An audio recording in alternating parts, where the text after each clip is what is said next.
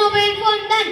நான் இங்கு விபரீதமாக மொபைல் விளையாட்டுகள் என்னும் தலைப்பில் உங்கள் முன் ஒரு சில வார்த்தைகள் கூறலாம் என வந்துள்ளேன்.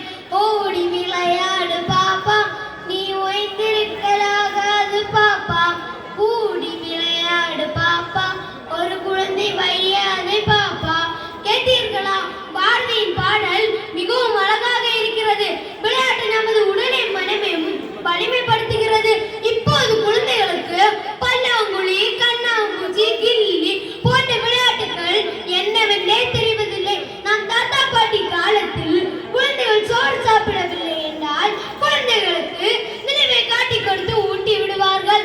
ஆனால் இப்போது குழந்தைகள் சோறு சாப்பிடவில்லை என்றால் குழந்தைகளின் கையில் மொபைல் போனை கொடுத்துவிட்டு பின்பு ஊட்டி விடுவார்கள்.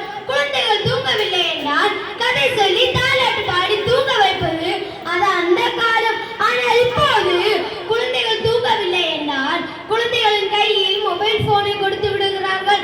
பின்பு அந்த குழந்தை அந்த மொபைலுக்கே அடிமையாகி விடுகிறது. இதையெல்லாம் கேட்டால் ட்ரெண்டிங் என்பார்கள். மனிதனின் வளர்ச்சிக்காக கண்டுபிடிக்கப்பட்ட ஒரு அறிவியல் சாதனை தான் இந்த மொபைல் போன். ஆனால் இதை அறிவியல் பாடத்திற்கு பயன்படுத்தும் போதுதான் வருத்தமாக உள்ளது. எப்படி என்றால் கல்வி முதல் வேலை வரை, விளையாட்டு முதல் பாரம் வரை அனைத்திலும் துணை நிற்பது இந்த மொபைல் போன் தான். 17 வயதான ஒரு மாணவன் அரசு மருத்துவக் கல்லூரியில் சிகிச்சை அளிக்கப்பட்டார். அவருக்கு என்ன நோய் என்று கேட்டால் மொபைலில் கேம் விளையாடி மனப்பிறழ்வு நோய் ஏற்பட்டது.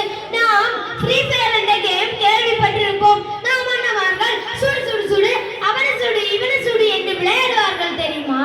அந்த விளையாட்டினால் வந்த விபரீதம் தான் இது.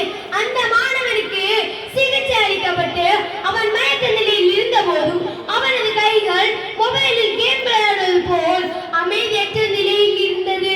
ஃப்ரீ ஃபயர் மட்டுமல்ல, ஃப்ரீ ஃபயர், பப்ஜி இன்னும் பல விளையாட்டுகள் உள்ளன. எந்த ஒரு விளையாட்டுக்கு அடிமையானாலும் இந்த நிலைமைதான்.